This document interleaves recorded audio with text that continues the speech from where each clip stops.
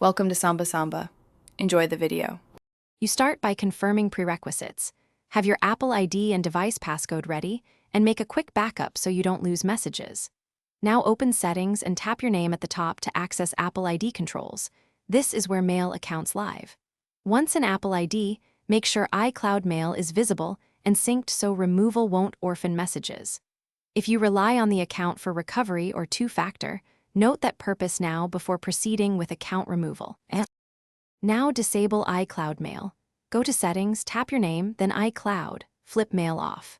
When the system asks, choose whether to keep previously downloaded messages on the iPhone or delete them. Pick Keep if you lack a fresh backup. Next, exit to Settings right arrow Mail right arrow accounts or passwords and accounts on older iOS and remove the iCloud account entry entirely. This severs mail delivery. Make sure you're not removing other essential iCloud services, like contacts, unless that's intended. Finish by signing out of Apple ID only if you intend to disconnect all iCloud services. Otherwise, removing Mail and the account entry is sufficient. Once removed, open Mail to confirm the iCloud inbox is gone and then restart your iPhone to clear caches.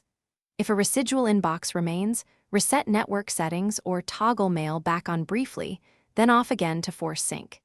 If you still see issues, sign back into Apple ID to inspect.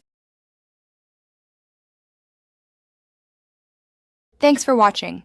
Consider subscribing if we helped you.